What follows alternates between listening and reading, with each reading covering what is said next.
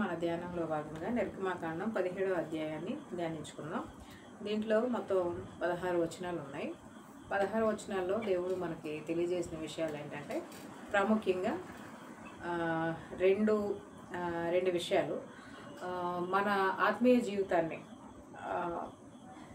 రక్షణ పొంది లోకంలోంచి ప్రత్యేకించబడిన తర్వాత బానిసత్వం నుంచి విడుదల పొంది పరిశుద్ధులుగా నీతిమంతులుగా దేవుని యేసుప్రభువుని ఎదుర్కోవడానికి, దేవుని రాజ్యాన్ని చేరడానికి, నిత్య జీవాన్ని పొందడానికి మనము మన ఆత్మీయ జీవితాన్ని ప్రారంభించాం. ప్రారంభం కాడ నుంచి ముగింపు వరకు ఈ మధ్యలో జీవితం, ఈ లోకంలో అరణ్య అనుభవాలు ఎన్నో ఉంటాయి. దీనిలో మనం నడవలసిన విధానం ఈ వచనాలను అర్థం చేసుకుంటే మనకు అర్థమవుతుంది. చిన్న ప్రార్థనతో మన ధ్యానాన్ని ప్రారంభిద్దాం. మహోన్నతుడా, నీకు వందనాలు, స్తోత్రాలు. మేము మాకు ఇచ్చిన లేఖన భాగాలను బట్టి వందనాలు. ఈ లేఖనాల్లో మీ హృదయాన్ని, మీ ఉద్దేశాన్ని, మనసును ఎరగడానికి, సత్యమందు మా హృదయాలను కూడా మేము స్థిరపరచుకోవడానికి మాకు సహాయం చేయమని పరిశుద్ధాత్మ తండ్రి మాతో మాట్లాడి మమ్మల్ని బలపరచమని యేసునామమున వేడుకుంటున్నాం తండ్రి, ఆమేన్. ఇశ్రాయేలీలు సర్వ సమాజము యెహోవా మాట చొప్పున తమ ప్రయాణములో సీను అరణ్యం నుండి ప్రయాణమైపోయి రెఫీదీంలో దిగారు.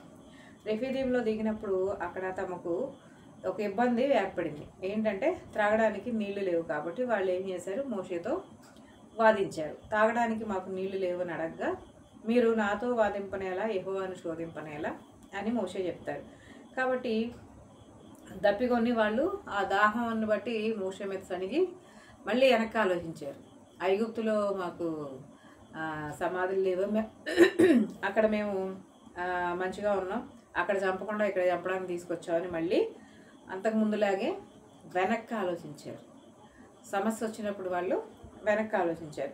మోషే యెహోవాకు మొరపెట్టుచు, ఈ ప్రజలు నేనేమందును, కొంతసేపటికి వాళ్ళకి నీళ్ళు ఇవ్వకపోతే రాళ్ళు పెట్టి నన్ను కొడతారని దేవుడికి మొరపెడతారు. మొరపెట్టినప్పుడు దేవుడు ఇశ్రాయేల్ పెద్దలందరిలో కొందరిని తీసుకొని ప్రజలకు ముందుగా వెళ్ళి నదిని కొట్టిన కర్రతో హోరేబులోని బండ దగ్గరికి వెళ్తే, దాని ఎదురుగా నేను నీతో ఉంటాను, నీకు కనిపిస్తాను, అక్కడ ఆ బండను కొట్టినప్పుడు దానిలోంచి నీళ్ళు వస్తాయని చెప్తారు. ఇక్కడ రెఫీదీంలో వచ్చిన సమస్య, దీంట్లో వాళ్ళు దేవుణ్ణి అడగడం బదులుగా, దేవుని మీద నమ్మకం ఉంచడం బదులుగా దేవుణ్ణి శోధించారు. రెండు, మోషేను అడగడం బదులుగా, మోషే దేవుణ్ణి అడుగు, మా పరిస్థితి ఏంటి, చాలా దాహంగా ఉన్నాం అని ప్రార్థించడానికి బదులుగా, లేకపోతే అడగడానికి బదులుగా వెనక్కి ఆలోచించారు. వెనక్కి వెళ్తే బాగుండేది, ఆ రోజుల్లో మేము ఎలా ఉండేవాళ్ళు, బానిసత్వాన్ని ఎందుకు 10 సార్లు బానిసత్వంలోకి వెళ్ళాలని అడుగుతారు. విమోచించబడిన వాడికి ముందుకే ఎక్కడ వాళ్ళకి దేవుడు ఏదైతే మాట ఇచ్చారో ఆ మాట నెరవేర్చడానికి, లేకపోతే వాగ్దానాన్ని స్వతంత్రించుకోవడానికి, వాగ్దాన భూమిని చేరడానికి దృష్టి ఉండాలి కదా.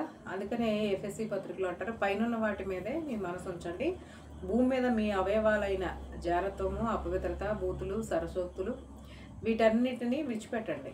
ఇవన్నీ దేవుని ప్రసన్నతను అనుభవించడానికి, దేవుని సమాధానాన్ని అనుభవించడానికి, దేవుని స్పర్శను అనుభవించడానికి ఈ అవయవాలు, శరీర అవయవాల్లో ఉన్నటువంటి ఇవన్నీ కూడా అడ్డు. కాబట్టి మనం ఏం చేయాలంటే, విశ్వాసవేత్తలు ముందుకెళ్ళిన కొలది, దేవునితో సహవాసం పెరిగిన కొలది, వాక్యాన్ని చదువుతూ ధ్యానిస్తున్న కొలది ఆ ప్రకాశము మన మీదకు వచ్చినప్పుడు మనం వీటన్నిటిలో నుంచి విడుదల పొంది యేసే రూపంలోనికి మారుతూ ముందుకెళ్ళాలి. దానికి బదులుగా ఏ బానిసత్వంలోంచి విడుదల పొందామో మళ్ళీ ఆ బానిస బ్రతుకు వైపు ఆలోచించకూడదు. దాన్నే బహుశా అవిధేయత, అవిశ్వాసం అనేవి దేవుడికి కనబడి దేవుడు చాలా బాధపడ్డాడు ఇశ్రాయేల్ విషయంలో. నెక్స్ట్ ఇంకో సమస్య వచ్చింది. ఏంటంటే, తర్వాత అమాలేకులు వచ్చి రెఫీదీంలో ఇశ్రాయేలీలతో యుద్ధం చేయగా, ఈ రెఫీదీంలో 2 సమస్యలు వీళ్ళకి. ఒకటి, నీళ్లు ఇబ్బంది అయింది. 2, అమాలేకులతో యుద్ధం చేయాల్సి వచ్చింది అనమాట. అయితే దేవుడు అక్కడ వాళ్ళకి తోడుగా ఉన్నారు. అరణ్యం, వీళ్ళకి ఏం తెలియదు, కానీ నడిపించడానికి నాయకుడు ఉన్నారు. దేవుడు యొక్క ఆజ్ఞలు, దేవుని యొక్క గైడెన్స్ అక్కడ ఉంది, దేవుని యొక్క సహాయం. కాబట్టి దేవుడు ఏం చెప్పారంటే, మోషే ఈ విధంగా ఏంటంటే వాళ్ళతో ఇప్పుడు యుద్ధం చేయాలి. కాబట్టి యెహోషువతో యెహోషువని మనుషులు యుద్ధానికి వాళ్ళ మీదకి వెళ్ళమని చెప్పి మోషే ఏంటంటే ప్రార్థనలో ఉండడానికి అహరోన్ని తీసుకొని హూరుని తీసుకొని కొండ శిఖరం మీదకి వెళ్తారు. వెళ్ళి అహరోను హూరులు ఒకడు తన ప్రక్కను ఒకడు ఆ ప్రక్కను అతని చేతులను ఆదుకొనగా అతడి చేతులు సూర్యుడు అస్తమించే వరకు నిలకడగా ఉండెను. అట్లు యెహోషువ కత్తివాత చేత అమాలేకు రాజును అతని జనులను గెలిచెను. అప్పుడు యెహోవా మోషేతో ఇట్లనెను, నేను అమాలేకుల పేరు ఆకాశం క్రింద ఉండకుండా బొత్తిగా తుడిచివేయుదును గనుక జ్ఞాపకార్థముగా గ్రంథంలో దీన్ని రాసి యెహోషువకు వినిపించుము. తర్వాత మోషే బలిపీఠాన్ని కట్టి దానికి యెహోవా నిస్సి అని పేరు పెట్టి అమాలేకీయులు తమ చేతిని యెహోవా సింహాసనానికి విరోధముగా ఎత్తిరి గనుక యెహోవాకు అమాలేకీయులతో తరతరములకు యుద్ధం అని. ఇది 17వ అధ్యాయం. ఇది మనకేం నేర్పుతుందంటే ఈ రెండు సమస్యల్లో దేవుడు చేసింది ఏంటి, మోషే చేసింది ఏంటి చూస్తే, మోషే ప్రజలు తన మీద తిరగబడినప్పుడు దేవునికి మొరపెట్టి వాళ్ళకి నీళ్ళు ఇచ్చి దేవుడు చెప్పినట్టు ఆయన గైడెన్స్ ప్రకారం నీళ్ళు ఇచ్చారు, నీళ్ళు తాగారు. తర్వాత అదే రెఫిదీంలో వీళ్ళకి యుద్ధం వచ్చింది. యుద్ధం వచ్చినప్పుడు కూడా ఏం చేయాలి, మేము వెనక్కి వెళ్తే బాగుండని అనడానికి లేదు, కానీ దేవుడే మోషేకి గైడెన్స్ ఇచ్చారు. యెహోషువను ముందు పంపించి తన ప్రార్థనలో ఉండడానికి వెళ్ళినప్పుడు మోషే చేతులు ఎత్తినప్పుడు ఇశ్రాయేలుకి విజయం వచ్చింది. చేతులు దింపినప్పుడు అమాలేకీలకి విజయం వచ్చింది. ఈ అమాలేకు అనేవాళ్ళు బహు బలమైన దేహదారుఢ్యం కలిగిన వాళ్ళు, బలవంతులు, కనికరం లేని వాళ్ళు, క్రూరులు, బహు క్రూరత్వం కలిగిన స్వభావం కలిగిన వాళ్ళు, దుష్టుని సంబంధులు, శరీర సంబంధం. వీళ్ళు చాలాసార్లు ఇశ్రాయేలీలను అంతకు ముందు తరాల నుంచి కూడా చాలా విషయాల్లో అధికారం నుంచి చూస్తే ఇబ్బంది పెట్టుకుంటారు. వచ్చి యాషావు సంతానమైనటువంటి ఈ అమాలేకు, యాషావు సంతానం ఏం చేసేవాడు, యాషావు బాగా వేటాడేవాడు, మాంసం తినేవాడు. ఇంకా యాషావు ఆ రోజున యాకోబు వ్యతిరేకత ఉన్నప్పటికీ కూడా యెహోవా ఆశీర్వాదం మీద నమ్మకం పెట్టుకున్నాడు, కానీ యాషావు తన సొంత బలం మీద నమ్మకం పెట్టుకున్నాడు. సరే ఇద్దరు భార్యలు చేసుకుని తల్లిదండ్రులకి ఇష్టం కాదేమో అని అనుకొని తన సొంత స్వభావానికి ఇష్టం వచ్చి పిచ్చి పిచ్చిగా జీవితాన్ని గందరగోళం చేసుకున్నాడు. రెండోది, తన చేతి బలం మీద ఆధారపడినటువంటి స్వభావం కలిగినటువంటి వాడు, తన శక్తి మీద ఆధారపడిన శరీర స్వభావం కలిగిన వాడు. వీళ్ళు యెహోవా సింహాసనానికి విరుద్ధంగా తిరుగుబాటు చేశారట. ఆ కారణం చేత వాళ్ళు వాళ్ళ ప్రవర్తన చేత వాళ్ళ జీవితాలని కఠినత్వంగా శాపగ్రస్తంగా వాళ్ళు చేసుకున్నారు. దేవుడికి వ్యతిరేకంగా వాళ్ళు లేచి పోరాడారు. ఆ కారణం చేత ఆకాశం క్రింద ఉండకుండా వాళ్ళని నిర్మూలన చేయాల్సి వచ్చింది. దేవుడు కావాలని ఎవరిని కూడా యుద్ధం చేసి ఇబ్బంది పెట్టి లేకుండా చేయాలని అనుకోరు, అది దైవ స్వభావం కాదు. కానీ వీళ్ళ యొక్క శరీర స్వభావం విపరీతమైనప్పుడు బహుశా ఇప్పుడు లేరు అనుకుంటా, అమాలేకీయులు ఉన్నారు. సరే, ఏదేమైనప్పటికీ ఈ అమాలేకీయుల్ని మొత్తం ఆ యుద్ధంలో జయించగలిగారు. ఈ రెఫీదీంలో ఈ రెండు అనుభవాల్లో వాళ్ళు దేవుడు వాళ్ళకు తోడుగా ఉన్నారు కాబట్టి, దేవుడు వాళ్ళ పక్షాన్ని యుద్ధం చేస్తున్నారు కాబట్టి, విశ్వాస సంబంధమైన యెహోషువనే యుద్ధానికి నాయకుడిగా పెట్టుకున్నారు. అంటే వీళ్ళకి వచ్చిన యుద్ధంలో విజయము వీరి శరీర బలాన్ని బట్టి కాదు, వీళ్ళ యొక్క సైనిక బలాన్ని బట్టి కాదు, కానీ మోషే యొక్క పక్కన చేతులెత్తి, ప్రభా నీవే మాకు సహాయం, మేము ఏమి చేయలేము, మా వల్ల కాదు అని దేవుడి వైపు చేతులు ఎత్తినప్పుడు యెహోషువ అక్కడ యుద్ధం చేస్తున్నప్పుడు దేవుని యొక్క వాళ్ళ విశ్వాసాన్ని బట్టి, వాళ్ళ ప్రార్థనను బట్టి దేవుడు బలవంతుని చేతుల్లో నుంచి వాళ్ళకి విజయాన్ని ఇచ్చారు. అక్కడ నీళ్లు లేక వాళ్ళు గొణిగి సణిగినప్పుడు మోషే ముందు దేవుడు ఆజ్ఞను బట్టి ముందుకు నడిచినప్పుడు, దేవుడు చెప్పినట్టు చేసినప్పుడు దేవుడు అక్కడ విజయాన్ని ఇచ్చాడు. మన విశ్వాస జీవితానికి కూడా దీన్ని పోల్చుకుంటే మన ప్రయాణంలో, మన ఆత్మీయ జీవిత ప్రయాణంలో మనకు అంత సాఫీగా ఏమీ ఉండదు. ఎందుకంటే ఈ లోకంలో శరీర సంబంధాలు ఉన్నారు, భౌతిక సంబంధాలు ఉన్నారు, ప్రకృతి సంబంధాలు ఉన్నారు. వీళ్ళకి ఆత్మ సంబంధమైన విషయాలు అర్థం కాదు. మన విశ్వాస పోరాటాలు, విశ్వాస నియమాలు అర్థం కాదు. ప్రత్యేకించబడిన వాళ్ళం, పరలోకం వైపు ప్రయాణం చేస్తున్న వాళ్ళం, దేవుని ఆత్మను లోపల కలిగిన వాళ్ళం కాబట్టి ఈ విశ్వాసము నిరీక్షణ ఆధారం చేసుకొని, నిరీక్షణతో ఒక నిజస్వరూపాన్ని, ఒక దేవుడు వాగ్దానం చేసిన మాట నెరవేర్పుని వెతుక్కుంటూ ముందుకెళ్తుంది. కానీ శరీర సంబంధాలకి అట్లా కాదు. వాళ్ళంతా ఎంతసేపు భౌతికంగానే ఆలోచిస్తారు. కాబట్టి వీళ్ళు మాటి మాటికి వెనక్కి ఆలోచించడం తప్పు. మనం కూడా మన విశ్వాస పోరాటాల్లో దేవుడు మన జీవితాల పట్ల ఒక ప్లాన్ ఉంటుంది. అది ఖచ్చితంగా ఎవరైతే దేవుడితో సహవాసం చేస్తున్నారో రక్షించబడిన ప్రతి ఒక్కరికి దేవుడు గైడెన్స్ అనేది ఉంటుంది. దేవుడు వాళ్ళు నడిపించే పద్ధతి అనేది ఉంటుంది.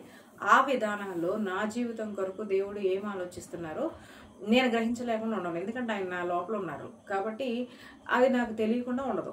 ప్రతి విశ్వాసికి అంతే. అన్యోన్య సంబంధం అనేది దేవుడితో ఉన్నప్పుడు దేవుడు మన జీవితాల కొరకు ఏర్పాటు చేసిన ఆయన రాజ్యం కొరకు ఆయన మహిమ కొరకు ఆయన చిత్తం ఆయన ప్రణాళిక కొరకు కదా. అలాగా యోసేపుని చూస్తాం, అబ్రహాం చూస్తాం, పౌలుని చూస్తాం. అలాగా ప్రతి ఒక్కరి జీవితాల్లో దేవుడు ఆయన ఉద్దేశాన్ని డానియేల్ జీవితంలో తనకు భయపడి తనకు లోబడి తన యందు విశ్వాసం ఉంచి తనను ఆశ్రయించిన వారి విషయంలో దేవుడు ఆయన సంకల్పాన్ని నెరవేర్చాడు. దాని కొరకు వీళ్ళు విశ్వాస ఆత్మీయ జీవితాన్ని ప్రారంభించినప్పుడు ఈ అరణ్యంలో అర్థం కాని విషయాలు, మన బలానికి అందని విషయాలు, మన శక్తికి అందని విషయాలు ఎన్నో ఉంటాయి. అప్పుడు చేయాల్సింది ఏంటంటే దేవుని శక్తి మీద నమ్మకం ఉంచడం, విశ్వాసంతో దేవుడు చెప్పింది చేయడం, దేవుని ఆజ్ఞలను దేవుని యొక్క నియమాన్ని పాటించడం. ఈ విధంగా మనం దేవుని మీద ఆనుకున్నట్లయితే దేవుని నుంచి మనకు సహాయం కలుగుద్ది. మోషే ఉన్నాడు అక్కడ, దేవుని వేడుకున్నాడు, దేవుని దగ్గర నుంచి సహాయం కలిగింది. ఒకవేళ అదే లేకపోతే వాళ్ళు అరణ్యంలో అసలు నడవలేరు.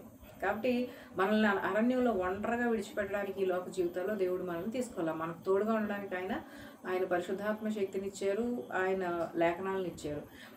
కాబట్టి విశ్వాసాన్ని ఉపయోగించి విధేయతను ఉపయోగించి మనము దీని శక్తిని పొందుకోగలుగుతాం, ఆ సంకల్పాన్ని నెరవేర్చగలుగుతాం. కాబట్టి వెనక్కి ఆలోచించడం, బానిసత్వంలో నుంచి దేవుడు మనల్ని విడిపించాడు. మరణ భయం నుంచి, లోకంలో ఉన్నటువంటి చాలామందికి లోకంలో ఇప్పుడు జరుగుతున్న సంఘటనలు అన్నింటిలో ఎన్నో భయాలు ఉన్నాయి. శాస్త్రవేత్తలు కూడా వాళ్ళు ఏం అర్థం కాకుండానే ఉన్నారు, చాలా విషయాలు కన్ఫ్యూజన్గానే ఉన్నారు. ఒకసారి సూర్యుడు ఈరోజు రాడంట, చంద్రుడు రాడంట అనే విషయాలు గడిచిన 20-30 సంవత్సరాల్లో అప్పుడప్పుడు జరిగినాయి. కానీ క్రీస్తుని కలిగి మనం వీటి దేనికి కూడా భయపడం. ఈరోజు ఏదో సునామీ వస్తుందంటే ఇంకేదో అవుద్దంట అనే వార్తలకు కూడా భయపడం. ఎందుకంటే మన లోపల ఉన్నవారు సమస్త సృష్టికి కారణభూతుడు, ఆయన దగ్గర ఉండడానికి మనం వెళ్తున్నాం. కాబట్టి ఎక్కడున్నా అక్కడే ఉంటాం, ఎక్కడున్నా ఆయనతోనే ఉంటాం, ఎక్కడున్నా అక్కడున్నా. కాబట్టి మరణం మీద మనకు విజయాన్ని ఇచ్చాడు, నిత్య జీవాన్ని మనకు అనుగ్రహించారు. మనల్ని విడవక ఆయనతోనే మనల్ని ఉంచుతారు, మనం ఆయనతో ఉంటాం. కాబట్టి ఈ విశ్వాసము మనకు గొప్ప నిరీక్షణ ఇస్తుంది. ఆ నిరీక్షణ దేవుణ్ణి ప్రేమించడానికి కారణం అవుతుంది. అలా అని దేవుడు మన నిరీక్షణకు జవాబు ఇవ్వడా అంటే ఖచ్చితంగా ఇస్తాడు. ఎందుకంటే ఆయన ఉన్నవాడు, అనువాడు, సజీవుడు. కాబట్టి ఏ విషయంలో మనం చేయకూడదు ఏంటంటే వెనక్కి ఆలోచించకూడదు. ఉన్న సిచ్యువేషన్లో దేవుని మీద సనక్కూడదు, మాట మీద శక్తి మీద నమ్మకం ఉంచాలి. రెండోది అమాలేకు, శరీర స్వభావం విషయంలో మనం జయించే వాళ్ళగా ఉండాలి, శరీర అవయవాల్ని జయించే వాళ్ళగా ఉండాలి. శరీరానుసరైన మనసు నుంచి ఫస్ట్ బయటకు వచ్చి ఎప్పుడు విజయం పొందే స్థితిలోనే మనము ఉండాలి. దానికి కారణము దేవునికి ప్రార్థన చేయడం, విశ్వాసంతో పోరాడడం. వీటి ద్వారా మనం ముందుకెళ్తాం, ఆత్మీయ జీవితాల్లో ముందుకెళ్తాం. కాబట్టి ఈ రెఫీదీంలో వీళ్ళు ఫేస్ చేసినవి మన ఆత్మీయ జీవితాల్లో కూడా మనం రెగ్యులర్గా ఫేస్ చేస్తూనే ఉంటాం. కాబట్టి దేవుడు మనతో ఉన్నాడు, మన పక్షాన ఆయన యుద్ధం చేసే సైన్యములకు అధిపతిగా ఉన్నాడు. చివరన యెహోవా మన ధ్వజం, యెహోవా నిస్సి అని మోషే అక్కడ పేరు పెడతారు. ఆ స్థలానికి బలిపీఠం కట్టి దేవుడు విజయం ఇచ్చాడు కాబట్టి యెహోవా నిస్సి అని పేరు పెడతారు, ధ్వజం అని చెప్తారు. పైన వీళ్ళు నీళ్లు లేక సడిగిన దగ్గర ఆ రోజు కూడా సరే అక్కడ కూడా కొన్ని పేరు. వీటి గురించి ఇప్పుడు మనం చెప్పుకోవాల్సిన అవసరం లేదు. కానీ ఎందుకంటే వీటికి భాషాంతరపులో చాలా అర్థాలు ఉంటాయి ఆ పేర్లకి. థియాలజీ వేదాంత శాస్త్రాలు చదివేవాళ్ళు వీటికి భాషా అర్థాలు చెప్తూ ఉంటారు. కానీ మన ఆత్మీయ జీవితానికి ఆ భాషలతో కాదు, కానీ మనం ఏమి నేర్చుకోవాలో అది చాలా ఇంపార్టెంట్. కాబట్టి దేవుడు ఆ నీళ్ళ విషయంలో వారికి సహాయం చేశారు, యుద్ధం విషయంలో సహాయం చేశారు. ఇప్పుడు కూడా మనతో ఉన్నటువంటి పరిశుద్ధాత్మ దేవుడు యేసయ్య మనకు జీవజల నదిగా మనతో ఉన్నారు. మనం దప్పికొన్న ప్రతిసారి ఆయన మనల్ని తృప్తిపరుస్తాడు. మన పక్షాన విజయాన్ని ఇచ్చే దేవుడుగా ఉన్నాడు. ఎప్పుడు ఆయన మన కుడిపార్శ్వన ఉంటారు, మనం కదల్చబడం. ఆయన మన ధ్వజంగా ఉంటారు. ఈ విషయాన్ని గుర్తుపెట్టుకొని ఆత్మీయ జీవితాల్లో నిస్సందేహంగా దేవుడి మీద నమ్మకం ఉంచి ముందుకు సాగడానికి దేవుడు మన కృపనిచ్చును గాక. చిన్న ప్రార్థనతో ఈ యొక్క ధ్యానాన్ని ముగిద్దాం. మహోన్నతుడా, మీకు వందనాలు, స్తోత్రాలు నాయనా. మీరు మాకు తోడైన దేవుడుగా, మా యొక్క ఆత్మీయ దప్పికను తీర్చే దేవుడుగా ఉన్నారు. దేవా, ఆ రోజు ప్రభా నైనా సమరయ స్త్రీ దేవా అక్కడ బావి దగ్గర ఉన్నప్పుడు తండ్రి తన పాప జీవితాన్ని తనకి తెలియజేసి దేవా నిత్య జీవపు ఓటైనటువంటి నీ మాటల చేత ఆ జీవితాన్ని మార్చారు. అనేకులకు నైనా పరిశుద్ధపరచబడిన పాత్రగా నూతనమైన జీవితాన్ని నా బిడ్డకి ఇచ్చారు. కాబట్టి ఈ రోజులు అనేకులునైనా వారి పాపభారాలను మొయ్యలేక అలసిపోతున్నారు. జీవజల నదిగా మీరు మా యొక్క ఆత్మీయ దప్పికని తీర్చి మా ప్రాణాలకి నెమ్మదిచ్చే దేవుడుగా నీ వాక్యం ఉంది. వాక్యమే దేవుడు. కాబట్టి ఇటువంటి వాక్యాన్ని ప్రతి ఒక్కరూ చదివి జీవితాల్లో బ్రతకడానికి కావలసినటువంటి దప్పికను తీర్చుకునే కృపను అనుగ్రహించమని వేడుకుంటున్నాం. అలాగే మా జీవితాల్లో మా శరీరం ద్వారా మాకు అనేక పోరాటాలు, శరీర స్వభావం చేత అనేకులు వారి జీవితాల్లో ప్రభావైనా పతనమైన స్థితిలో ఉంటూ ఉండగా వాటన్నిటిలో నుంచి విజయం ఇవ్వడానికి, శక్తినివ్వడానికి పరిశుద్ధాత్మ దేవ మీరు మాకున్నారు.